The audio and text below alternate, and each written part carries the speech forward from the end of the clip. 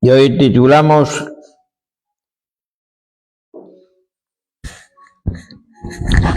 con las divisiones. Título hoy, las divisiones. Versículo 10. Dice: os ruego pues, hermanos, por el nombre de nuestro Señor Jesucristo, que habléis todos una misma cosa y que no haya entre vosotros divisiones, sino que estéis perfectamente unidos en una misma mente y en un mismo parecer. Porque he sido informado acerca de vosotros, hermanos míos, por los de Cloé, que hay entre vosotros contiendas. Quiero decir que cada uno de vosotros dice: yo soy de Pablo, y yo de Apolos, y yo de Cefas, y yo de Cristo. ¿Acaso está dividido Cristo? ¿Fue crucificado Pablo por vosotros? ¿O fuisteis bautizados en el nombre de Pablo? Doy gracias a Dios de que a ninguno de vosotros he bautizado sino a Crispo y a Gayo, para que ninguno diga que fuisteis bautizados en mi nombre. También bauticé a la familia de Estéfanas. De los demás no sé si he bautizado a ningún otro. Pues no me envió Cristo a bautizar, sino a predicar el Evangelio, no con sabiduría de palabras, para que no se haga vana la cruz de Cristo. Bueno, mirad, hay cristianos que tienen una imagen idealizada, o sea, que tienen una realidad muy buena y espléndida de la iglesia del primer siglo. Vemos como la iglesia del primer siglo como algo, como un espejo, ¿no? Donde lo tenemos que mirar y un ejemplo a seguir, ¿no? Y en el pasaje como este nos damos cuenta de que los primeros cristianos no eran tan diferentes como los de ahora, A estos hermanos llenos de dones, de toda clase de dones, de palabra y de toda ciencia, les faltaba amor y unidad. Pero el verdadero origen del cual procedía todos los problemas que veremos a continuación era su falta de comunión íntima con Dios. Ese era el problema. De ahí surgían todos los demás problemas. Su falta de comunión íntima con Dios. Esta es la verdadera raíz que está debajo de toda situación conflictiva en y entre las congregaciones cristianas. Si hay problemas en las congregaciones es por falta de unidad. Si tiramos del hilo de la falta de unidad, comprobaremos que falta amor. Y si seguimos tirando del hilo, comprobaremos que es porque no hay una comunión íntima con Dios. O sea que fijaros, primero, si no hay unidad, comprobamos que falta amor. Y si seguimos tirando del hilo y vemos que falta amor, es que no hay comunión íntima con Dios. El problema es que el amor y los demás frutos del Espíritu pueden haber sido sustituidos muchas veces por emociones religiosas, ¿no? De ahí provienen los problemas y divisiones. Y esto es lo que ocurría en la iglesia de Corinto, por lo cual el apóstol Pablo se ve obligado a predicar 4 capítulos, en los 4 primeros capítulos de esta epístola, a este terrible problema. Además de abordar el tema, es interesante observar que Pablo no se dirige a ninguno de los grupos, ni para darle la razón ni para quitársela. No se pone al lado de ninguno, sino que se dirige a la iglesia en general. Y entonces empezamos por el versículo 10. Y os dice, el versículo dice: os ruego pues, hermanos, por el nombre de nuestro Señor Jesucristo, que habléis todos una misma cosa, y que no haya entre vosotros divisiones, sino que estéis perfectamente unidos en una misma mente y en un mismo parecer. Mirad, Pablo les está exhortando como a hermanos, le está llamando hermanos. Dice: os ruego pues, hermanos, o sea que fijaros, se dirige a ellos como hermanos, implorándoles fervorosamente que sean uno, porque la exhortación no está reñida con la fraternidad, Pablo estaba unidos espiritualmente y afectivamente con los creyentes de Corintios, ¿no? Pero no tiene que ver nada de eso para que Pablo les pueda exhortar, ¿no? Pero ¿qué pasa con las exhortaciones? O cuando nos tienen que llamar la atención, ¿no? Que algunos creyentes se sienten dañados cuando se les exhorta. Incluso algunos te acusan cuando exhortan a alguien o reprendes a alguien, muchos te acusan de falta de amor. cuando les llama la atención. Sin embargo, en Pablo aprendemos que por amor es que se toma la molestia de exhortarles, de rogarles que hagan lo correcto. ¿Piensan ustedes que estas cosas pasan también en la iglesia actual? Sí. Desde luego que sí. Vivimos en una época caracterizada por el individualismo, la rebelión y la lucha. Aún entre los cristianos aumenta cada día más las discusiones, los pleitos y las divisiones. Todos quieren hacer valer sus derechos, aunque nadie quiere oír ni hablar de obligaciones. Todos tienen derechos, todos tenemos derechos, pero también tenemos obligaciones. Pero las obligaciones, incluso las congregaciones, cada vez se dividen más, a un mayor ritmo. Los corintios ya estaban bastante divididos, por lo que Pablo les escribe y les ruega que estéis perfectamente unidos en una misma mente y en un mismo parecer. ¿Estaba aquí Pablo diciendo algo que no era real? ¿O realmente era posible lo que estaba diciendo? ¿Qué piensan ustedes? ¿Es posible poner de acuerdo a una iglesia? Personalmente, es que eso era una trampilla, pero me han picado. Para romper un poco también Dice, ¿es posible poner de acuerdo a una iglesia? Personalmente pienso que es imposible. Que el ser humano seamos capaces de esto. Si esas personas dependen solo de sus propias fuerzas o inteligencia o habilidades para conseguirlo. Es imposible. Pero sí lo creo también porque Pablo habla a personas que han sido transformadas por el poder del Espíritu Santo en sus vidas. Y eso ya es diferente, ¿no? No es eso lo que decimos a la gente a quienes les hablamos del amor de Dios. ¿No les aseguramos que Dios ha cambiado nuestra vida? ¿No? Que hemos sido transformados por el poder de la presencia de Dios en nuestra vida. ¿No le decimos eso a la gente? ¿No? ¿Y en qué se nota ese cambio? ¿En qué se nota que hemos sido transformados por Dios, que Dios nos ha transformado en nuestras vidas? ¿Verdad? Hay algunas cosas que yo he puesto aquí que se nota que son características de cuando Dios verdaderamente a través del Espíritu Santo ha cambiado tu vida. Y he puesto esto porque alguien me lo preguntó la semana pasada, ¿no? Y aunque hay más, como siempre digo, yo he puesto quizás la más importante. Primero, te cambia el carácter. Cuando Dios, a través del Espíritu Santo, cambia tu vida, te cambia el carácter. Se empieza a manifestar en ti lo que se llama el fruto del Espíritu Santo. El fruto del Espíritu Santo no es que seamos más buenos, que seamos más mejores, que nos comportemos mejor, no. Cuando la Biblia dice, por sus frutos los conoceréis, no son esos frutos los que están hablando Jesús. Los frutos que está hablando Jesús, por sus frutos, son el amor, el gozo, la paz, la paciencia, la benignidad, la bondad, la fe, la mansedumbre y el dominio propio, ¿verdad? Esos frutos, ese fruto del Espíritu empieza a manifestarse en nuestra vida y eso nos cambia el carácter, ¿no? No es una perfección inmediata tampoco, pero sí es una dirección clara de que hay un cambio en nuestra vida. Otra, nuestra relación con el pecado. Eso también cambia nuestra vida. No significa ausencia real de pecado, sino hay una mayor sensibilidad a lo que desagrada a Dios, ¿verdad? Hay un arrepentimiento genuino y una lucha activa por vivir en santidad, ¿no? Otra de las cosas que hay, que tenemos hambre espiritual. Aparece un deseo real por leer y entender la palabra de Dios, un deseo real por orar y buscar comunión con Dios, ¿no? Y esto ya no es una obligación, porque no lo diga el pastor, sino es una necesidad que hay ya en nuestra vida. También se manifiesta por el amor por los demás.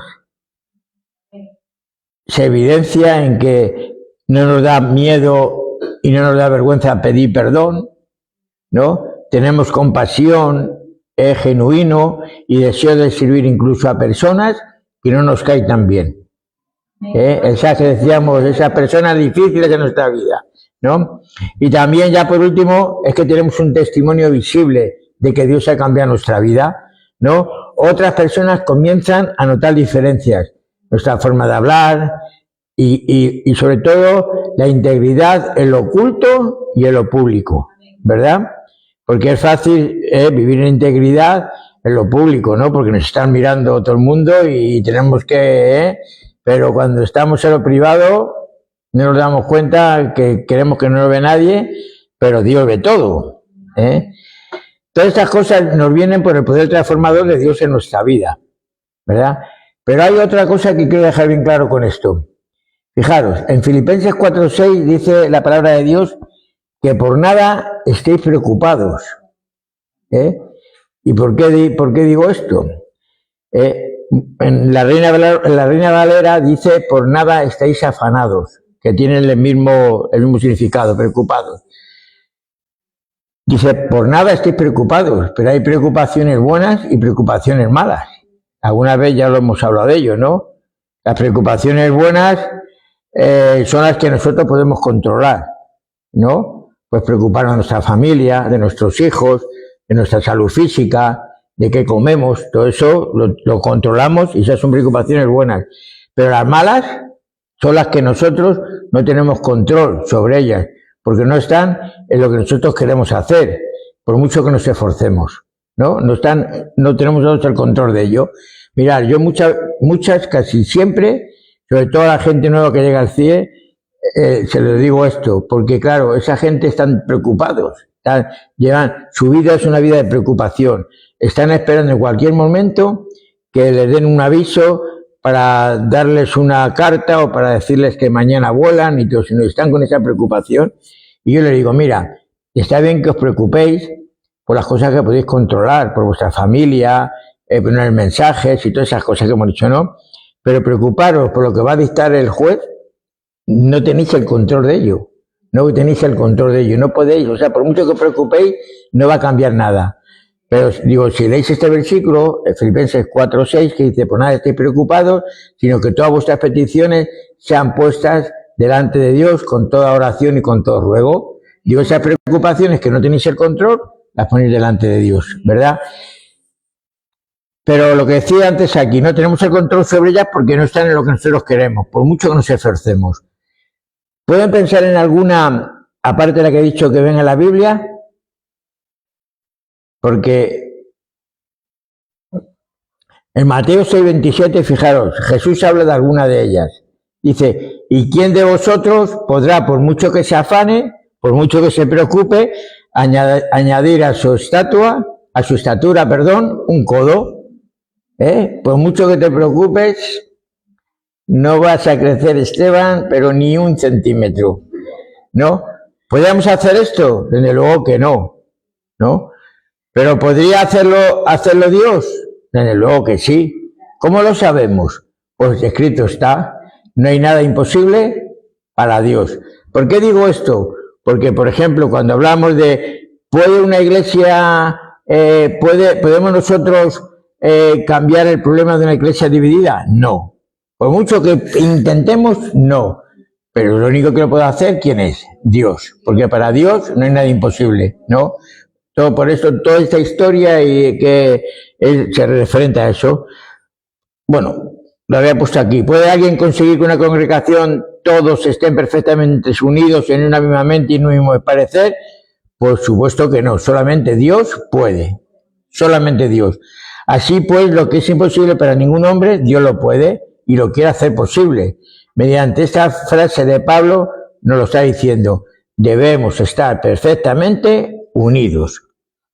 Ahora, bien, Pablo no está pidiendo uniformidad, que eso es algo que tampoco. La uniformidad es la cualidad de ser iguales, idénticos, homogéneos, ¿no? O constante en forma de estilo y características. No está diciendo eso, No. Pablo pedía comunión primero con Dios para que pudiéramos tenerla entre nosotros, ¿no? Mirad, cuando un ejemplo de esto es, había puesto un ejemplo, cuando te rompes un hueso, A ver, yo una vez me rompí el brazo el codo, ¿no? Y entonces yo no quería a ninguna costa que me lo escayolaran, porque el trabajo me iba a impedir trabajar y me iban a echar del trabajo. Esto hace muchos años, ¿eh? Y eso era un problema, ¿no? Entonces, y también con mi familia, porque un mes antes me había roto el pie y bueno, era un pequeño problema. Y yo quería que me lo colocaron, el hueso me lo colocaron, pero no me lo juntaron los dos, ¿no? Pero me dijeron que me tenían que escayolar. Y yo dije, no, por favor, no me escayolen. Entonces me dijo, mira, si no te le escayolamos, no se van a soldar, ¿no? Y pensando en eso, así es lo que hace Jesús con nosotros, ¿no? Esa escayola que nos ponen, nosotros nos juntan esos dos huesos, pero esa escayola que nos ponen es Jesús, que está ahí permaneciendo en esa rotura que ha habido, ¿para qué? Para unirnos. Y para que eso quede soldado para toda la vida. Pues ese es el ejemplo. Es Jesús, esa escayola es Jesús, esas tablillas, o te entablillaban con poner una venda, pues ese es el trabajo que hace Jesús en nuestra vida, ¿verdad? Juntarnos, sellarnos ahí, para toda la vida. Volviendo al tema de las divisiones, los corintios estaban enormemente divididos por muchas razones, por muchas. Aunque fundamentalmente en esta porción de la epístola vemos dos concretas. Y les voy a explicar. Primero, por un lado, las cuestiones de las que escribieron a Pablo. Alguien le escribió a Pablo diciéndole que los corintios estaban divididos y que las divisiones que tenían eran estas. Se preguntaban, unos decían que era mejor casarse y otros que estar solteros. Unos decían que era pecado comer carne sacrificada a los ídolos y otros decían que no. Unos decían que las mujeres tenían que usar velo y otros decían que ya no era necesario. Unos decían que el mejor don era el de lengua y otros decían que el de la profecía. Otros decían que si debían ser tratados igual en la iglesia los ricos que aportaban más con sus ofrendas que los pobres que aportaban menos, o tenía que haber diferencia, ¿no? Y otros decían que habría resurrección y otros decían que no había resurrección. Estas y otras muchas cuestiones que veremos a lo largo del estudio de esta carta, ¿verdad? Esas son las cuestiones por las que estaban divididos, ¿no? En todas estas cuestiones uno pensaba en una cosa y otros pensaban en otra, ¿no? Todas estas cosas le fueron informadas a Pablo, ¿no? Porque Pablo estaba en Éfeso, creo que estaba en Éfeso, no estaba allí, y le fueron informados, le dijeron, mira, los de la iglesia de Corinto la están liando, unos dicen esto, otros dicen otro, hay divisiones y tal, ¿no? Y el apóstol Pablo dice, y le fueron informados a Pablo, y nos preguntamos, ¿quién o quiénes pueden haber informado al apóstol Pablo? Pues vemos el contexto inmediato y la Biblia nos lo aclara. Versículo 11. Porque he sido informado acerca de vosotros, hermanos míos, por los de Cloé, que hay entre vosotros contiendas. Fueron los de la casa de Cloé, una familia o grupos asociados a una mujer llamada Cloé, quienes informaron a Pablo sobre las divisiones en la iglesia. Ahora, ¿quién era esta Cloé? No se sabe con certeza si Cloé vivía en Corintio o en Éfeso, donde Pablo había escrito esta carta, ¿no? Sin embargo, lo más probable es que fuera una mujer de negocios cristiana, posiblemente una comerciante adinerada. ¿Por qué? Porque en esa época, que una mujer fuera mencionada por su nombre como jefa de su casa, de su hogar o negocio, sugiere que tenía una posición social y económica importante. ¿Quién eran los de su casa? Pues el término para casa en este contexto no se refería solo a la familia directa, sino que se incluía a esclavos y libertos que trabajaban en sus negocios, a empleados, personas que viajaban por las rutas comerciales y parientes, familiares que vivían bajo su techo, ¿no? Y es muy probable que estos personajes fueran agentes comerciales o empleados de Cloé, que viajaban entre Corintio y Éfeso por negocios, y a visitar la iglesia de Corintio se quedaron horrorizados por el caos que se encontraba esta iglesia. Pero por otro lado también estaban divididos en cuanto a qué maestro debían seguir. Versículo 12. Quiero decir que cada uno de vosotros dice, yo soy de Pablo, y yo de Apolos, y yo de Cefas, y yo de Cristo. Este era otro de los problemas que tenía la iglesia de Éfeso, ¿verdad? ¿A quién seguían algunos? A Pablo. ¿Por qué seguían a Pablo? Porque era el apóstol de los gentiles y el que comenzó la iglesia de Corintio. Algunos querían permanecer fieles a él porque era el fundador de esa iglesia, y otros a Apolos. ¿Y por qué seguían a Apolos? Porque era un judío elocuente, era un gran predicador. Sus sermones debían ser atractivos y la manera de presentar el mensaje de la palabra de Dios debía ser interesantísima, ¿no? Y otros, ¿a quién seguían? A Cefas. ¿Por qué seguían a Pedro? Porque era el apóstol de los judíos, hombre de fuerte carácter y considerado una de las columnas de la fe cristiana. Y otros, ¿a quién decían seguir? A Cristo. ¿Quién eran estos y a quién seguían ellos? Estos eran aquellos que no querían seguir a ningún maestro humano. Querían obedecer solo a Cristo. Estos se sentían demasiados espirituales solo para confiar en ningún hombre. Nosotros somos muy espirituales y solo confiar en ningún hombre. ¿No habéis oído alguna vez eso de yo solo me someto a Cristo? ¿No? ¿Alguna vez no lo habéis oído nunca? Pues eso se dice muchas veces, ¿no? Pues esto eran estos, y lo que ellos decían, yo solo me someto a Cristo. En realidad, diciendo que seguir a Cristo, lo que querían era no someterse a nadie. O sea, iban de espirituales, pero no querían someterse a nadie, ¿no? El orgullo que demostraban le hacía ser el peor de todos los grupos.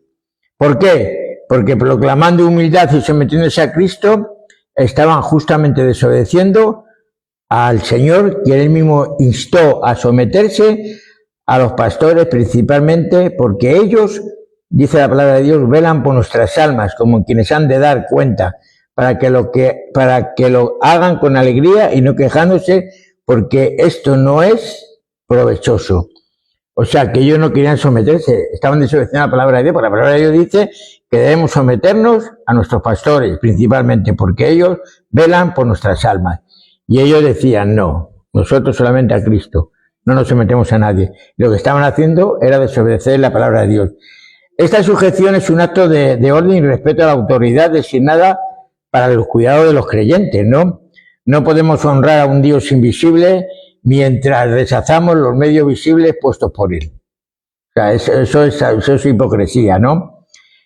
Si seguimos en el texto, ¿de dónde les venían a los corintios esta tendencia a la división? ¿Por qué tales contiendas en la iglesia de Cristo? Sin lugar a dudas, este era el resultado de la influencia de los filósofos griegos, quienes visitaban las ciudades en busca de discípulos, ¿no?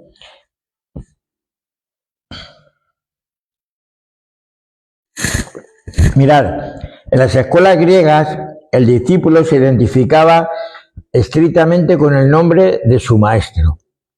Por ejemplo, un platónico era el que seguía a Platón, ¿no? Pues se llamaban platónicos.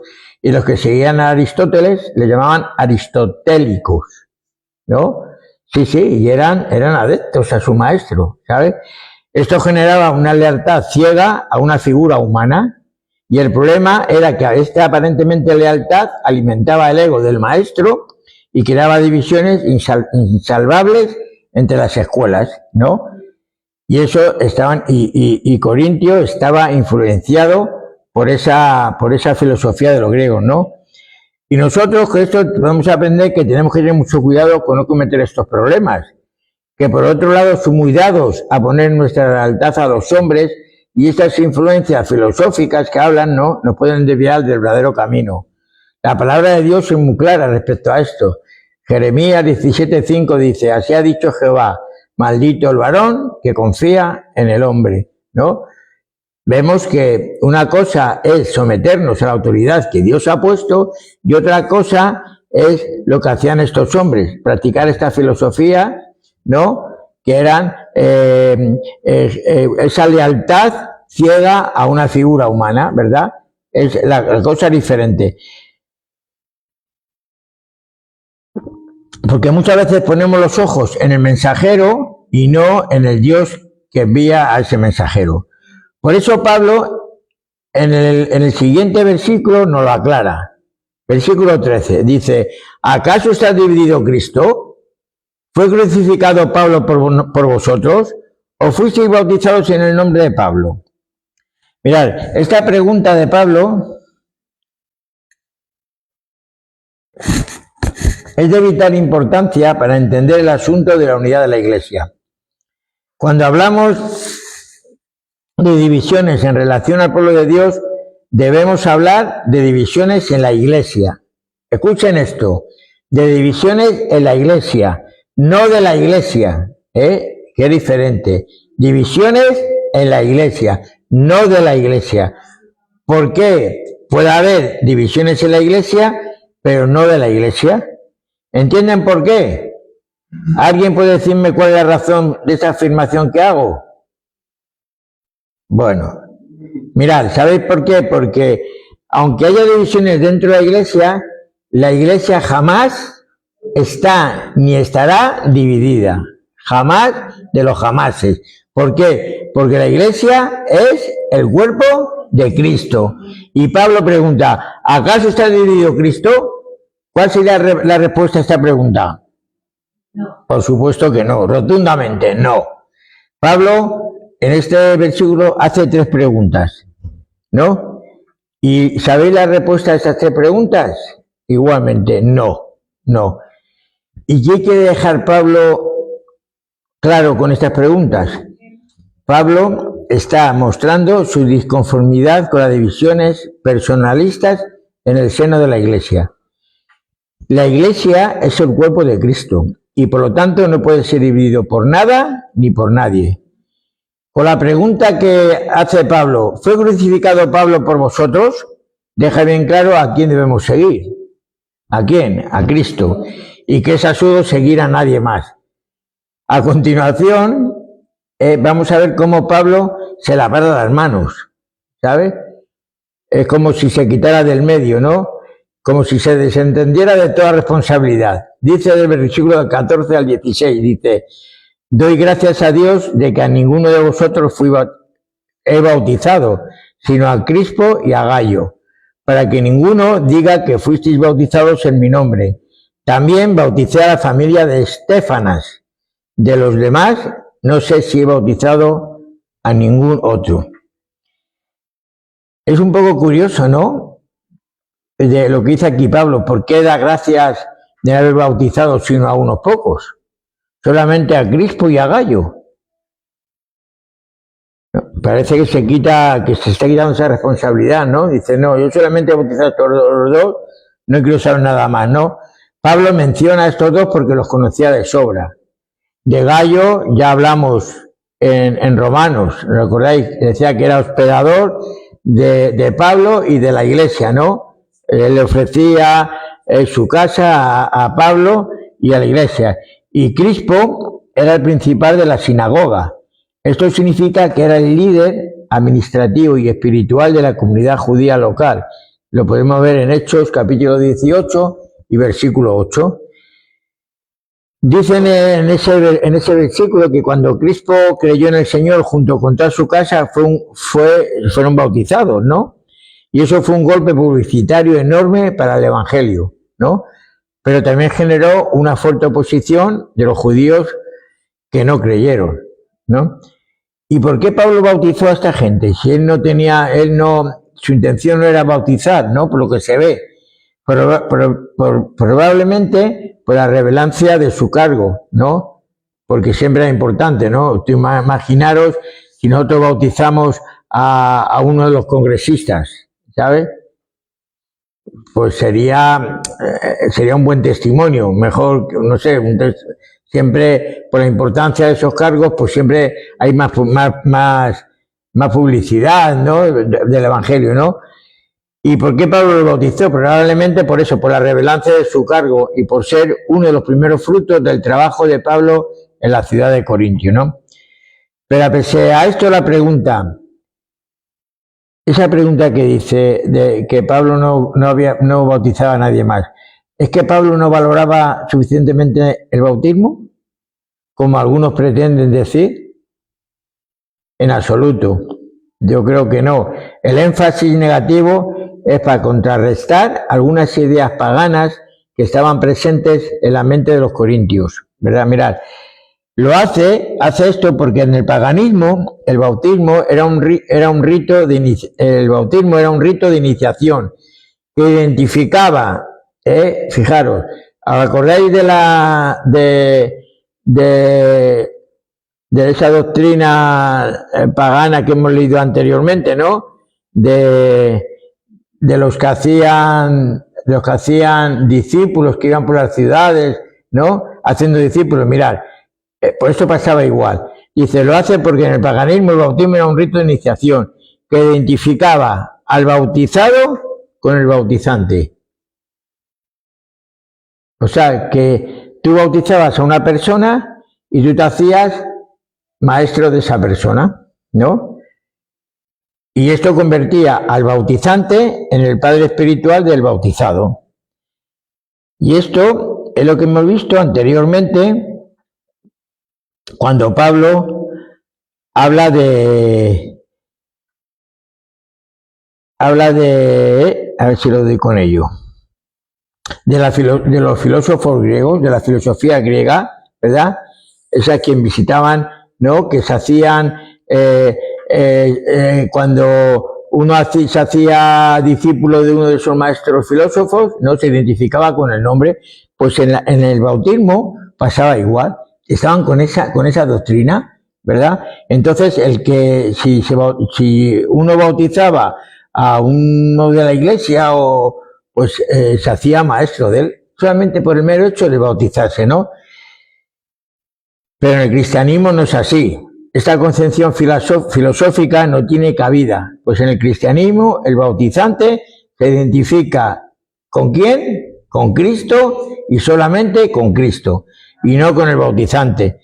Lo que explica también en su carta a los romanos, ¿verdad? Que ya lo hemos leído hace mucho tiempo, en Romanos 6, que lo vamos a leer, Romanos 6, versículos del 3 al 5, porque es importante que leamos esto. Romanos 6, del 3 al 5. Dice, ¿o no sabéis que todos los que hemos sido bautizados en Cristo Jesús hemos sido bautizados en su muerte? Porque somos sepultados juntamente con Él para muerte por el bautismo, a fin de que como Cristo resucitó de los muertos, por la gloria del Padre, así también nosotros andemos en vida nueva. Porque si fuimos plantados juntamente con Él en la semejanza de su muerte, así también lo seremos en la de su resurrección. Sabiendo esto, que nuestro viejo hombre fue crucificado juntamente con Él, para que el cuerpo del pecado sea destruido, a fin de que no sirvamos más al pecado. Pablo es sumamente claro y directo. En el bautismo no nos identificamos con una iglesia, con un rito, con un líder humano, sino nos identificamos plenamente con Jesucristo en su muerte y su resurrección. Y vemos que lo que hemos aquí, estos versículos que hemos leído, ¿no? Pablo lo desglosa en 3 momentos claves. Versículo 3, muerte. Versículo 4, sepultura. Y versículo 5, con su resurrección. Eso es el verdadero bautismo cristiano. El cristiano que de verdad lo es, se debe bautizar conforme a las enseñanzas de Jesús, ¿no? Dice Mateo 28, 19, dice en el nombre del Padre, del Hijo y del Espíritu Santo, ¿no? No hacerlo sería un acto de desobediencia al mandamiento, porque es un mandamiento de nuestro Señor Jesucristo, ¿no? Entonces Pablo lo que quería era marcar la diferencia entre el bautismo pagano y el cristiano. Por eso él dice lo que dice. Y él enfatiza la necesidad del bautismo para todos aquellos que de verdad han nacido de nuevo y han tomado la firme decisión de morir a la vieja vida y vivir ahora en comunión con Dios. Hay que dejar claro que el bautismo no es para manifestar que se quiere comenzar una nueva vida, como muchos dicen, ¿no? Sino para testificar que ya esa nueva vida ya comenzó, ¿no? El bautismo es el testimonio externo de algo que ha ocurrido internamente en nuestra vida, ¿no? Es el testimonio externo, es el testimonio que damos a la iglesia, Por eso cuando alguien se bautiza, pues intentamos que vaya gente de la iglesia, porque es un testimonio, el bautismo es un testimonio a la iglesia de que esa persona ha aceptado a Cristo en su vida, ¿verdad? Entonces, nos preguntamos, ¿aporta el bautismo alguna gracia especial? ¿Nos perdona los pecados? ¿Nos otorga la salvación? ¿O nos introduce en la iglesia? El bautismo no aporta el perdón de los pecados, ni la salvación, ni nos introduce en la iglesia, ni nada semejante. Estas cosas se han debido recibir anteriormente por fe, antes del bautismo del agua. Estas enseñanzas procedían de la tradición de los hombres, pero y hasta hoy en día hay gente que suelen hacer estas cosas, ¿verdad? Pero son personas que no conocen suficientemente las Escrituras, porque eso no es de Dios, ¿no? En todo este pasaje es lo que intenta Pablo, exhortar a los corintios a poner la mirada en Jesús y no en sus siervos, por cuanto quienes servimos no nos representamos a nosotros mismos, sino a aquel que fue crucificado por todos nosotros, para el perdón de pecados, y él solamente él merece ser seguido. Mirad, recuerden que con frecuencia en la antigüedad, por causa del paganismo, se le atribuía características divinas a sus caudillos, a esos que dirigían, ¿no? Esos que se hacían llamar líderes y todas esas cosas, ¿no? Y al final, ¿qué pasaba? Que solo eran cuestión de tiempo que acabaran idolatrando a los apóstoles, ¿no? Como hoy vemos que ocurre en la iglesia de Roma, ¿no? Y nos preguntamos, ¿es correcto hacer esto? Desde luego que no. Cuando los creyentes seguimos a los siervos, entonces la unidad se rompe y dejan de ser la iglesia para convertirse en partidos religiosos humanos. Pues la iglesia solo sigue a Cristo y si Cristo no está, ni puede estar dividido, ¿no? ¿Qué pensaría el Señor Jesucristo viendo a su pueblo hoy, ¿no? Dividido en tantas y tantas denominaciones y grupos, cada uno batallando contra el otro, ¿no? ¿Qué pensará el Señor Jesucristo, quien dio su vida en una cruz, cuando ve al pueblo de Dios ir en pos de idolatrar a los cantantes que deberían adorarle a él, o a los supuestos siervos que deberían llevar a la gente a la adoración a Dios, ¿no? ¿Qué diría Jesucristo de esta gente, no? Pablo quiere dejar claro que Cristo no está dividido. Por tanto, tampoco debe estarlo el cuerpo de Cristo. Versículo 17. Ya terminamos. Fui muy deprisa. Mirad, dice, el versículo dice, pues no me envió Cristo a bautizar. Fijaros, otra vez. Pablo se quería quitar del medio, no quería saber. Dice, sino a predicar el Evangelio. No con sabiduría de palabras, para que no se haga vana la cruz de Cristo. ¿Por qué esta aclaración? Porque en el cuerpo de Cristo no todos tienen la misma función. Romanos 12:4. Dicen que hay diversidad de dones y todos son importantes, ¿no?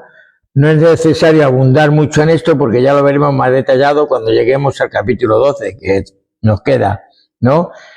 Pero por eso Pablo dice, yo no he venido a bautizar, porque hablamos de dones, ¿no? Uno tiene diferentes dones, ¿no?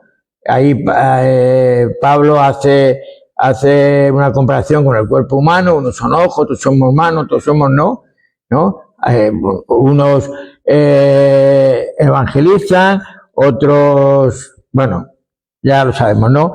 Y Pablo, por eso dice, a mí no me ha enviado Cristo a bautizar, sino a predicar el evangelio, ¿no? Otra cuestión es que lo tengamos en cuenta a la hora de relacionarnos con los hermanos, el saber reconocer el lugar que ocupamos cada uno, que eso también es importante, ¿no? Y sigue diciendo, y no con sabiduría humana, ¿no? ¿Qué pretende expresar Pablo con esta frase? Para entenderlo debemos tener en cuenta el contexto en que fue escrita.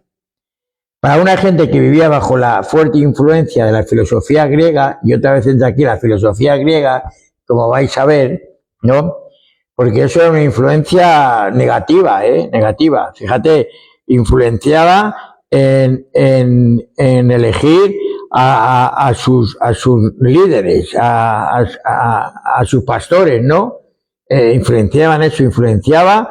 Hemos visto en los bautismos, que pensaban que si yo bautizo a uno, ese era mi discípulo y me debía seguirme, ¿no? Y ahora también influenciaba en las predicaciones, en los sermones, podríamos llamar, ¿no? Para una gente que vivía bajo esta fuerte influencia de la filosofía griega, en la que se le daba demasiada importancia al conocimiento. Demasiada importancia al conocimiento, ¿no? Pablo le está diciendo que él se consideraba más predicador que orador. Se refería a la retórica, tan valorada por los griegos. Pablo, sin ser un ignorante, rehuía de la destreza retórica en beneficio de la sencillez y claridad en el mensaje de la cruz. Mirad, la retórica es el arte y la disciplina de utilizar el lenguaje oral o escrito de manera efectiva, elegante y persuasiva para deleitar, conmover o convencer a una audiencia. Mirad, no voy a decir el nombre porque no lo voy a decir, pero hay un predicador joven español que yo no sé por qué, esta semana he visto 3 o 4 tips de esto que están en el TikTok de él, ¿no? Y de verdad, no digo nada. Y yo le oigo hablar, ¿sabes? Y es que veo esto de la retórica y en ese hombre lo veo, ¿sabes? No sé, yo no le critico, cada uno lo hace como cree que es lo mejor, que Dios le ha dado, y yo no tengo que criticar nada, pero leo esto y es que yo veo a esa persona y es que es igual, ¿no?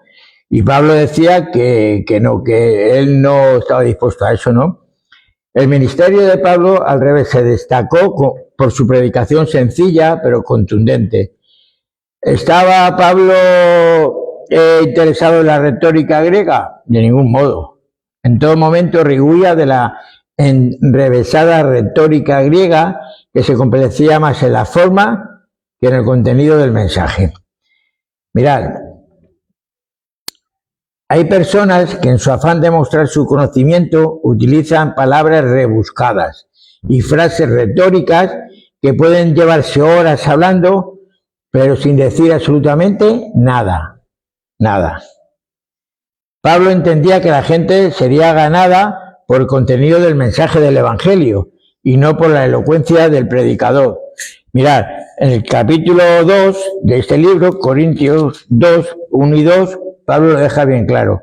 Dice, así que hermanos, cuando fui a vosotros para anunciaros el testimonio de Dios, no fui con excelencia de palabras o de sabiduría, pues me propuse no saber entre vosotros cosa alguna sino a Jesucristo y a este crucificado. ¿Verdad? Dice, y estuve entre vosotros con debilidad y mucho temor y temblor. Y ni mi palabra ni mi predicación fueron con palabras persuasivas de humana sabiduría, sino en demostración del Espíritu y de poder, para que vuestra fe no esté fundada en la sabiduría de los hombres, sino en el poder de Dios. Pablo rehuía de esa predicación, de esas frases y de esa predicación retórica, ¿verdad?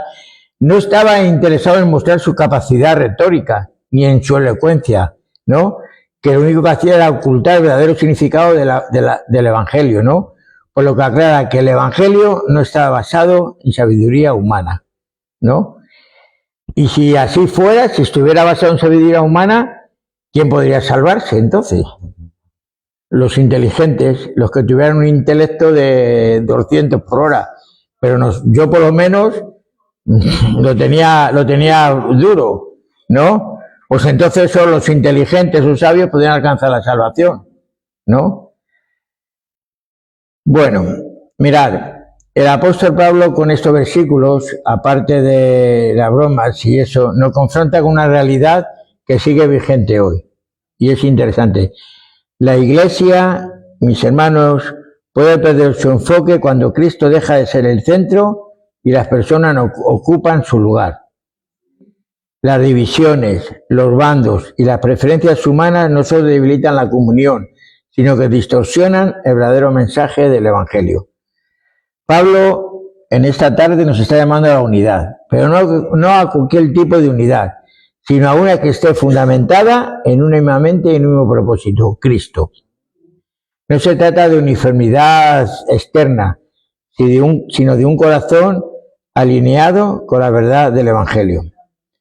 Además, esta tarde, en este pasaje nos recuerda que el poder no está en la elocuencia humana, ni en la sabiduría del mundo, sino en la cruz de Cristo.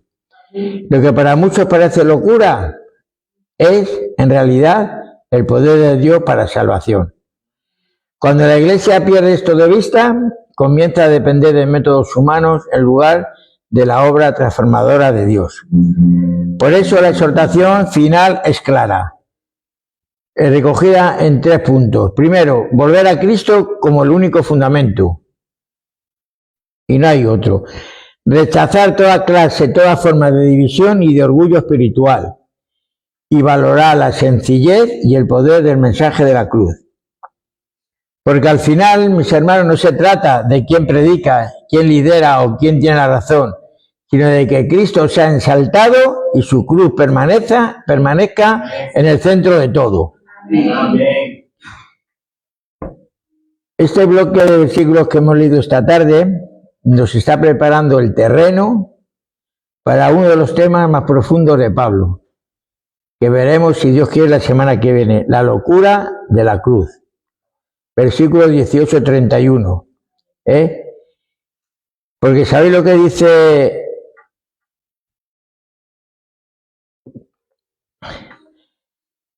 la semana que viene? La semana que viene, si Dios lo permite, dice que el mensaje que une a la Iglesia, ese mensaje que hemos estado hablando, que une a la Iglesia, es al mismo tiempo algo que el mundo considera absurdo. Fijaros, ese mensaje que une a la Iglesia es al mismo tiempo algo que el mundo considera absurdo. Pero eso lo veremos la semana que viene con la ayuda del Señor. Resumiendo, mis hermanos, Pablo, hemos visto que él exhorta a la iglesia de Corintios de que estén unidos. Habían, por mediación de unos hermanos, hemos visto de la hermana Chloe, que se piensa de que le habían comentado que habían visitado la iglesia de Corintio y que tenían muchos problemas, que estaban en muchos problemas, ¿no? De esos problemas eran 2 sobre todo, ¿no? Uno eran que no eran doctrinales, no eran problemas doctrinales, eran problemas de convivencia. Uno decían que era mejor casarse y otros decían que era mejor quedarse soltero. Fijaros, no eran tampoco, ¿no? Unos que comer carne sacrificada no, y otro decía que Cristo había dicho mata y come, por ejemplo, ¿no?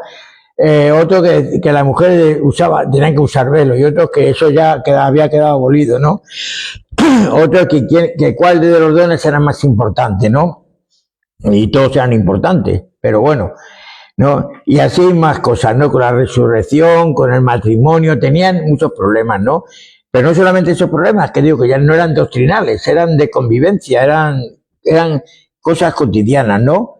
Y luego el que verdaderamente era ya un poco más complicado, era estos que era el que tenían tendencia a tirarse por ciertos líderes, ¿no? Uno decían que eran de Pablo, otro que eran de Apolos, otros de Cefas y otros de Cristo, ¿no? Y vemos que todos tenían por alguna característica, ¿no? Pablo porque había sido el fundador de la iglesia de Corintios, Cefas porque era uno de los pilares de la iglesia primitiva, Apolos porque era un predicador elocuente y ellos estaban influenciados por esa retórica, por esa predicación retórica, pues les gustaba a Apolos, y otros por Cristo, porque ellos no se sometían solamente a Cristo y eran unos hipócritas, porque lo que estaban haciendo era desobedecer a la palabra de Dios, ¿no?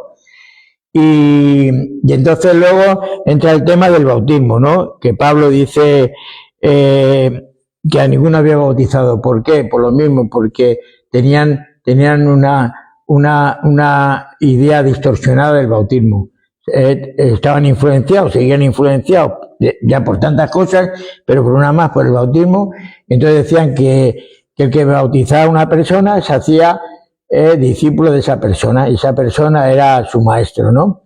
Entonces Pablo dice, menos mal que yo solamente bauticé a estos y no bauticé a ninguno más, ¿no? Y era por ese tema, ¿no? Por el bautismo, ¿no? Y hemos visto que lo que representa el bautismo es un acto externo, de algo interno que ocurre en nuestra vida. Nosotros aceptamos a Cristo, aceptamos como Señor y Salvador de nuestra vida, y después tomamos la decisión de bautizarnos, dando testimonio a la Iglesia de que nuestra vida ha cambiado, de que hemos aceptado a Cristo en nuestra vida. Por eso también aprovechamos, y si hay alguno que se quiera bautizar, pues ya de aquí a nada está preparado el nuevo, no voy a hacer la palabra porque no sé muy bien cómo se dice, para poder bautizarse. Y nada, mis hermanos, este era el tema de esta mañana, de esta tarde. En la semana que viene ya hemos dicho ese tema que es importante, ¿no? Porque ese mensaje, fijaros, y el versículo 18, que es el primero que vamos a empezar la semana que viene, lo dice, porque la palabra de la cruz es locura ¿para quién? Para los que se pierden. Dice, pero a los que se salvan, esto es a nosotros, es poder de Dios. Pues ese va a ser el tema de que vamos a ver, y creo que es de los versículos, lo apunté aquí, de los versículos 18 al 31. Del 18 al 31. Y ya terminamos el capítulo 1. Nos ponemos de pie.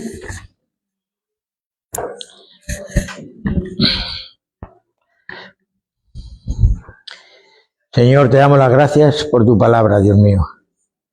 Gracias, Señor, por esta enseñanza que tú nos has dado en esta tarde, Señor.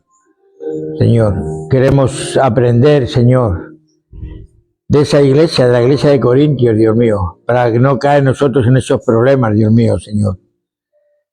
Señor, tu palabra dice que debemos someternos, Señor, a las autoridades que tú has puesto en la iglesia, Dios mío, Señor. Pero, Dios mío, nunca de la manera que los corintios lo hacían, Señor Jesús, Dios mío. Señor, dejarse guiar por esas ideas que tenían, esas filosofías, Señor, que lo único que hacían era traer confusión, Dios mío. Señor, queremos que nuestros ojos estén puestos en ti, Cristo, Señor, que eres el autor y consumador de nuestra fe, Señor, porque solo tú tienes poder, Señor, para hacer y deshacer todas circunstancias adversas y complicadas de nuestra vida, Señor. Te doy gracias por esta enseñanza de Pablo, Señor, a los corintios, y que nos sirven hoy a nosotros, Señor, para que no caer en esos mismos problemas, Señor. Porque queremos nosotros que esta iglesia es una iglesia unida, Señor, en el mismo sentir, Señor, con el mismo propósito, Señor, trabajando unánimes en pos del Evangelio, Señor, Dios mío. Gracias por ello, Señor Jesús. Te alabamos y te bendecimos en esta tarde, Señor, y te honramos, Señor, Dios mío, porque solo tú eres digno de ello, Señor. Gracias por tantas cosas buenas que tú has hecho en nuestra vida, Señor, y que seguirás haciendo, Dios mío. Queremos darte toda la honra y toda la gloria, Señor. Gracias por tu palabra, Señor. Gracias por hablarnos, Señor, por enseñarnos, Dios mío, que no lleguemos, Señor, a tener estos problemas en nuestra vida, Señor Jesús, Señor. Señor, que solo seas tú, Señor. Dice tu palabra, dice que corramos con paciencia esa carrera que tenemos por delante, Señor. Pero puesto los ojos en ti, Señor, en Jesús, Dios mío. Solo en ti, Dios, Señor. Gracias, Señor. Gracias por la sencillez que es de tu palabra, Señor. Señor, gracias porque, Señor, no necesitamos ninguna clase de retórica, Dios mío, para poder llevar el Evangelio a las personas, Dios mío, Señor. Señor, gracias, Señor. Ayúdanos, Señor. Ayúdanos a seguir adelante, Señor. Ayúdanos a permanecer en tu palabra, Señor. Ayúdanos a perseverar, a seguir perseverando, Dios mío, Señor. Gracias te doy, Señor. Gracias por esta iglesia, Señor. Por la unidad que hay en esta iglesia, Señor, Dios mío. Señor Jesús, ayúdanos a estar siempre unidos, Señor, Dios mío. Que no haya divisiones, Señor. Que andemos todos en un mismo sentir, Señor, en un mismo espíritu, Dios mío. Llévate, Señor, tú toda la honra y toda la gloria en esta tarde, Señor. En el nombre de Jesús. Ahora, Señor, también queremos honrar